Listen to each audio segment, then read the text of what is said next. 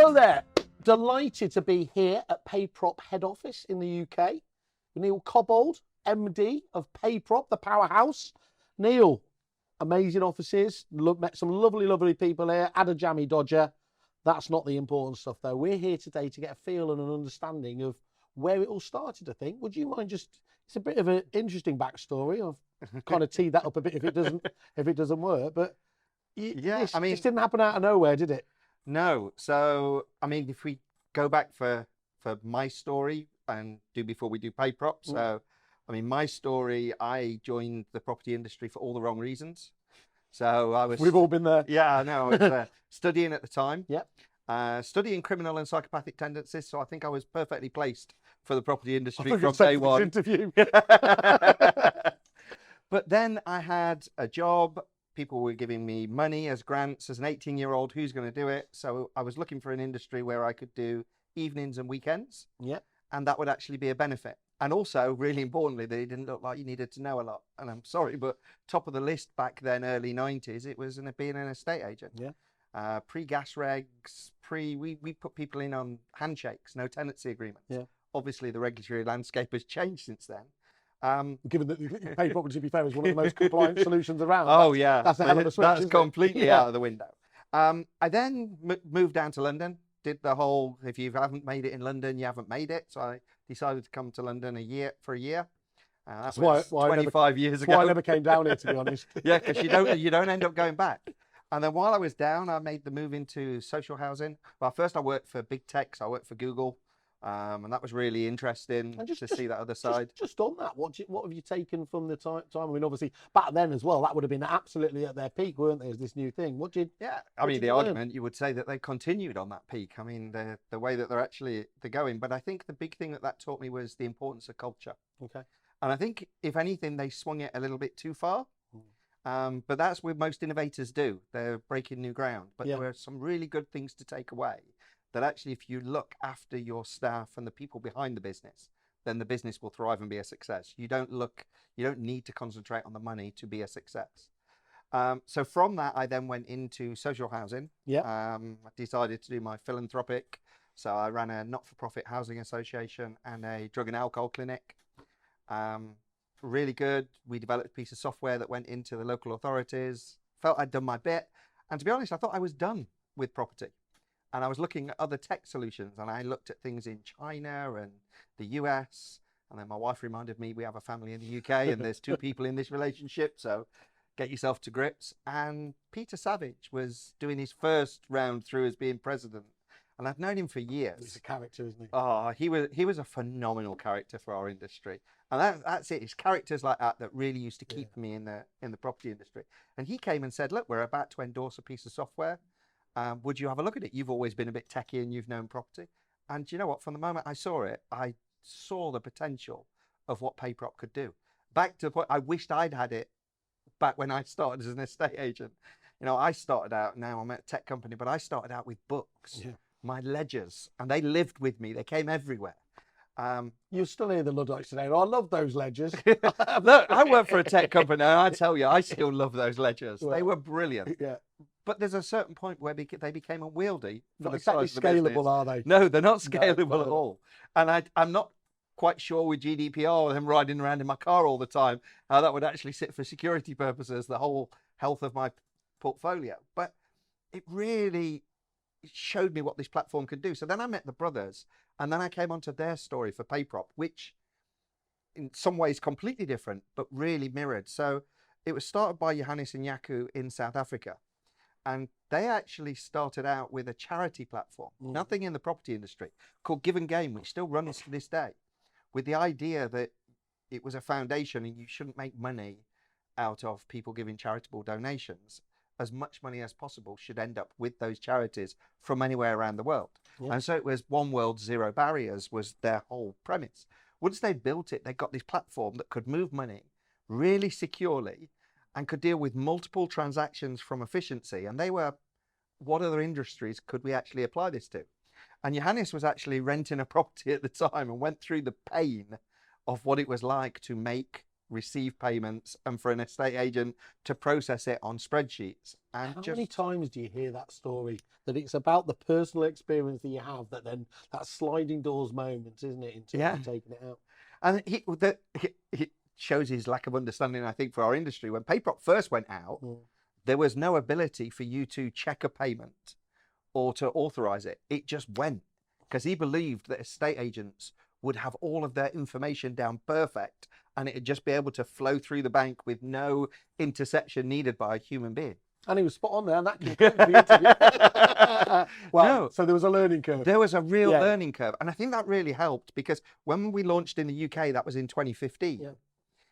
Our escalation has been so much quicker because we've taken that learning from the South African market and what they'd actually gone through with estate agents there, which I just point out is a regulated industry over there.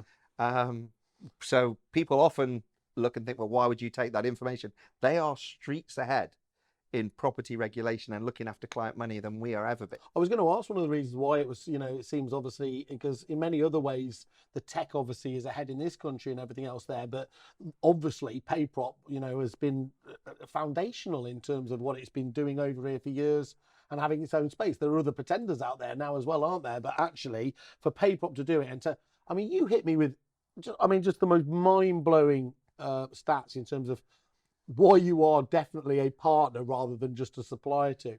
How much money was it that you guys handle in terms of transactions? So we're now annually over 2.6 billion.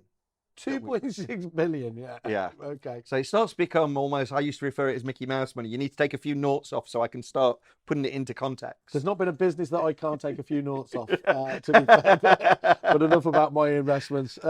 So just to put more context around that, again, how many properties are you managing through the system? So always it's more than 250,000 in active tenancies. It's probably near about 260, 270,000. So going back to that core thing, scalability is not an issue for you guys. No. Okay. And do you know, that has always been at the forefront, because from when it was started up by the brothers, and this is where it comes back to what I was saying about what I took from the tech world, it has always been about culture. And they had this mandate of truth, care, and transparency. So if we always speak the truth and help our clients to always speak the truth in their business, if we always come out of go of caring for our customer and be as transparent as we can, both internally within our own employees, as well as what we expect the industry to do outside, then the rest will come. You will be a success. The problem with it though, Neil, is there's so many businesses have that kind of, what some would say is a trite statement, isn't it? And the public and their clients see through it the minute that there isn't there. I've lost count now the amount of times that David and I have done interviews with your clients, whether it's the likes of David Votto or any of the high profile clients you've got on board. And it absolutely, that's one of the first things that's come back, is it's about that reality of doing, of dealing with a company that is practicing what it preaches. You've got round here, and I've asked the lads to make sure they get. Sometimes you see those, again, the statements on the wall, and you think, does that feel real? But everything here is reinforcing that image you've got out there. And frankly, it doesn't matter what I say or you say, is repeated in the hundreds of Google reviews you've got, and a slightly smaller site than Google at the minute, kerfuffle. Absolute 5-star reviews on each. Yeah, and do you know, I think it's why we resonate with the actual industry that we operate in, because a lot of people will talk about it, and you've got Elon Musk having firesides telling everybody that tech and AI is the biggest existential threat. Look, tech is a bit rich coming from him. I know. Tech is an enabler. Yeah. There will always be the people behind it. Yeah. We're a payments business. Our platform is our enabler, but we will always need the people behind. So it's the people that you can speak to when you don't know what it's doing. It's that support structure. That is really what makes this business. The platform, don't get me wrong, it's brilliant how sexy and easy it is to use, but that's only the front way that you access ours. It's the whole company, and it's that partnership that you mentioned it. That is really where it goes. We're linked to the health of our agents. You only pay as you use our platform and grow. It's one of the fairest models you can see in the industry, isn't it, really, there is, in terms of, others going down office-based systems, user-based systems and everything else. This is about the transactions going on. And it is. And with anything with transactions, we no longer feel we pay for transactions. Mm. Back in the 90s when I started, estate agents, it was all about the transaction. Yeah. That's not it anymore because they can do the transaction themselves. You know, there are platforms out there that allow a landlord to find a tenant himself. He doesn't need to come via an agent. What they come to us for is the compliance and the convenience. Mm. And that is what we give our agents with Reform to Client Money.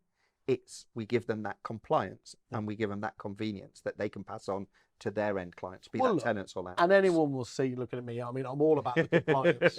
Compliance, regulation, that's the sweet spot for me.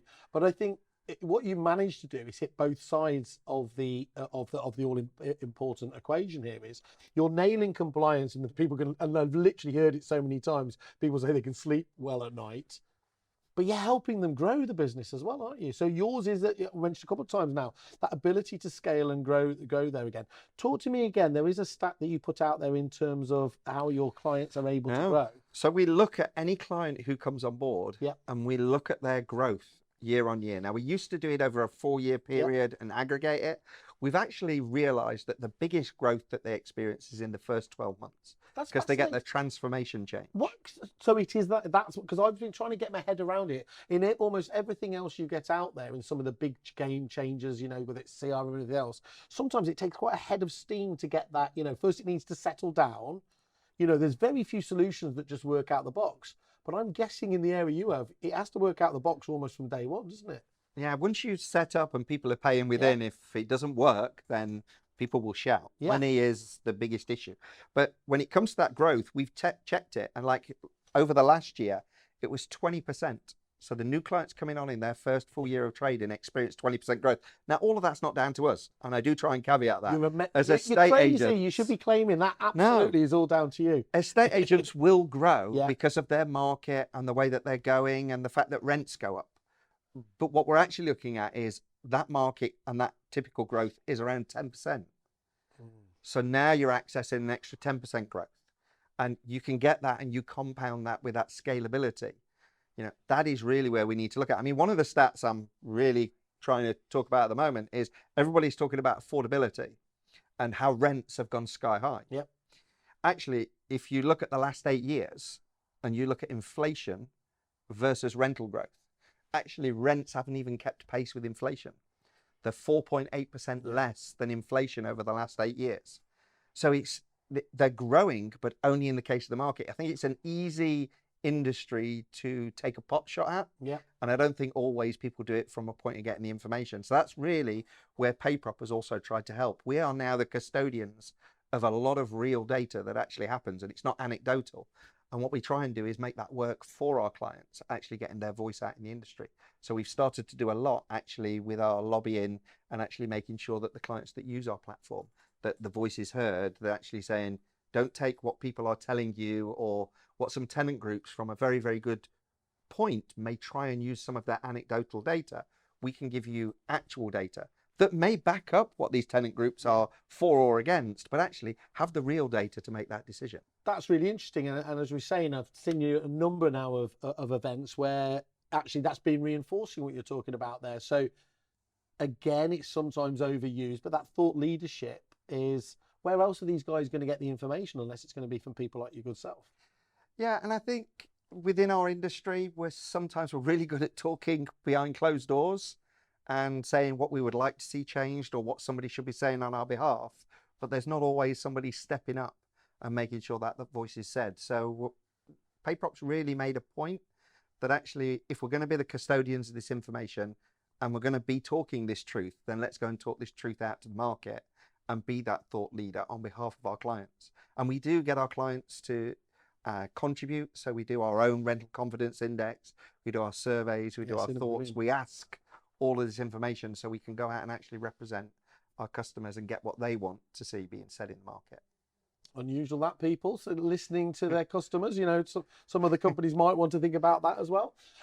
Talk to us as well, because I've heard you there talk about the cybersecurity side of things.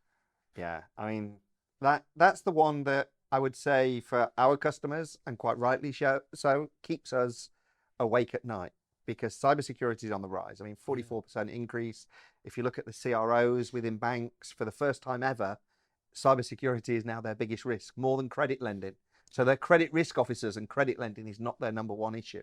It's actually cybersecurity. And, you know, it's because it's now in the hands of everybody, and there will always be bad actors. And within the property industry, we're a particular target because the value of transactions and the number of transactions, Massive, isn't it? we're one to be targeted. I mean, in South Africa, where we operate, they've been placed on the grey list, which is basically looking at the security of transactions. And the property industry is one of the only industries still keeping it on there, because you've got to look at how they're going to look at cybersecurity, how much you can't trust.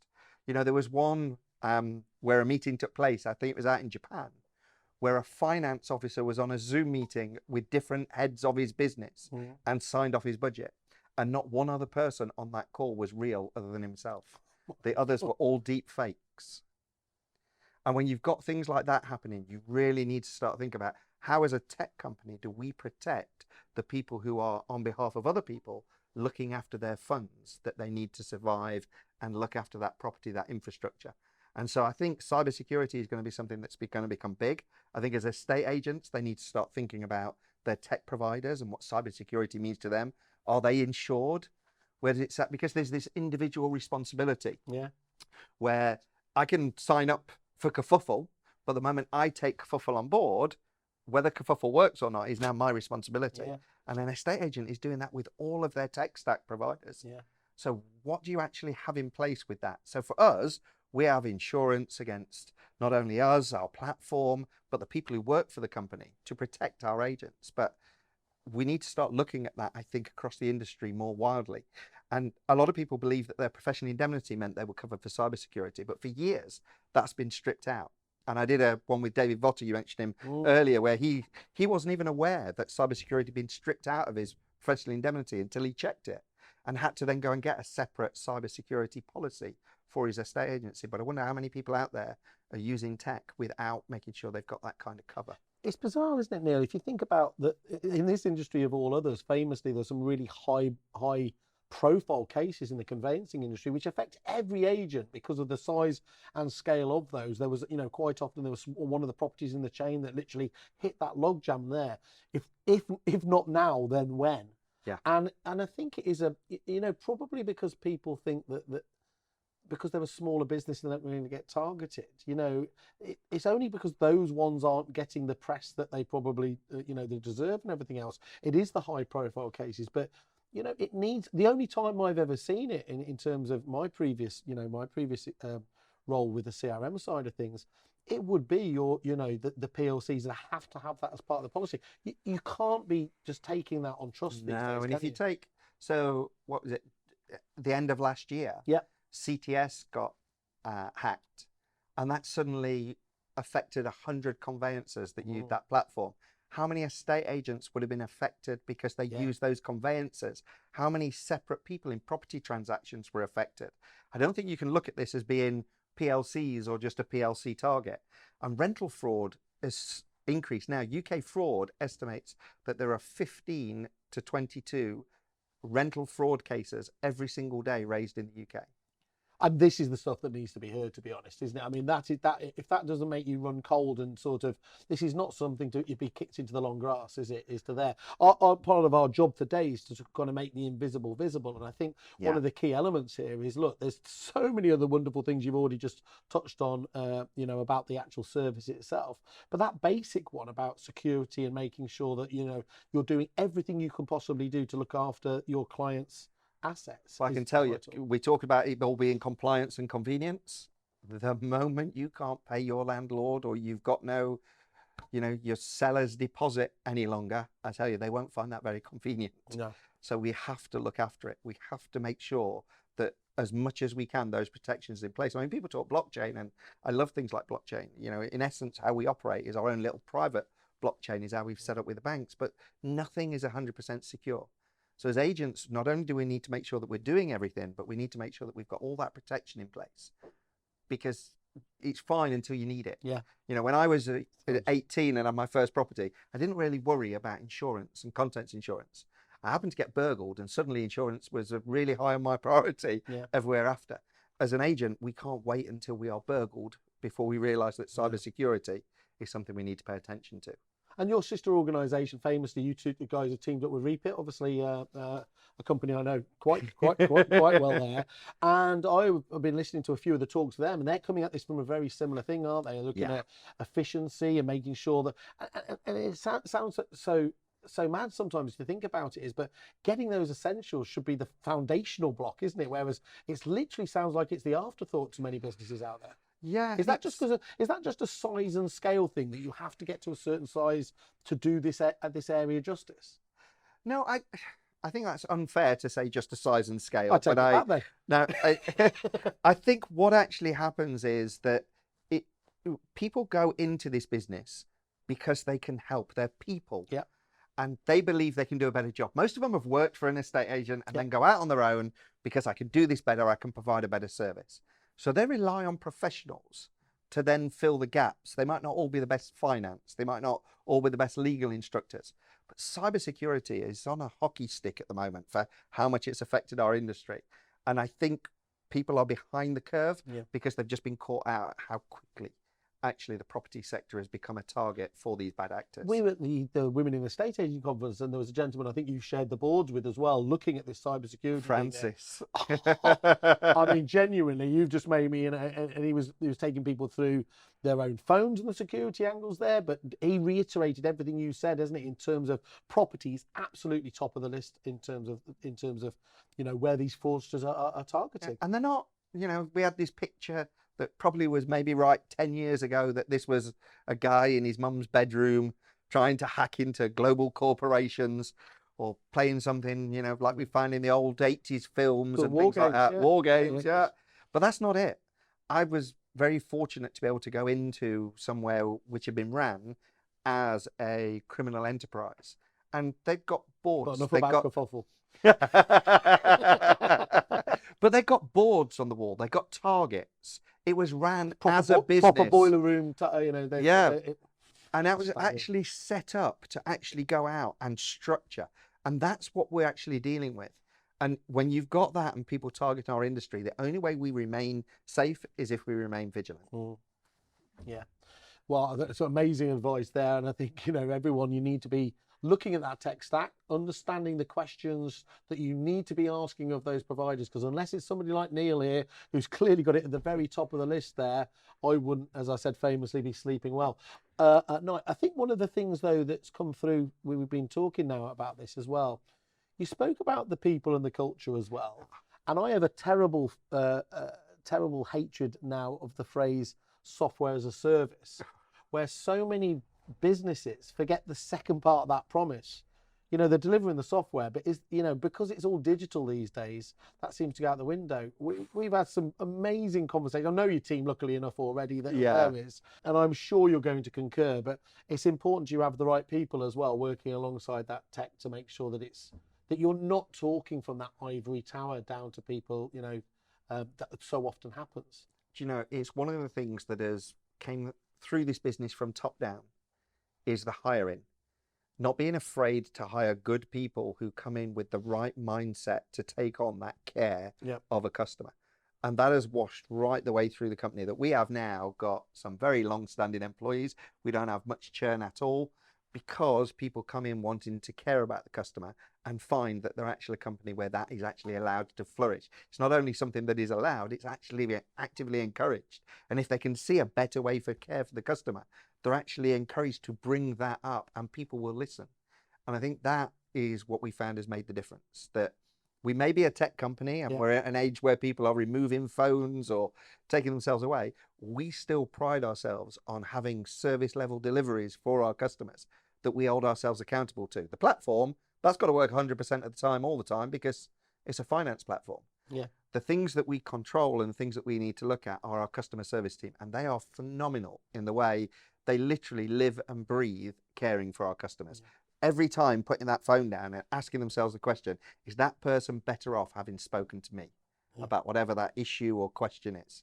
And so long as they keep checking themselves with that, then the rest of the success will come. This is where I was going to do my Jeremy Beadle bit now and say, because funny enough, I'm quite a suspicious character. So when I hear people say this sort of stuff, I had a look on your glass door, which to most people, most businesses react with absolute horror in there. And you've got amazing feedback on there as well, testifying as well to what you say, because normally that's the place where people go, isn't it? Yeah. Rant, rage, and everything else there. So to be delivering on that one as well, on top of all of those, you know, the stellar just reviews from the clients as well, puts you in a nice place, doesn't it? But I was there. You mentioned the women in estate agency. Yeah. I really loved what Heather was saying because she talked about culture. Yeah. The rest of that comes if you look after the employees first. If you don't look after the employees and you try and do it from the other way around, you'll always be fighting against the tide. If you look after the company and the culture internally, then that will wash out through your clients and everything that you do.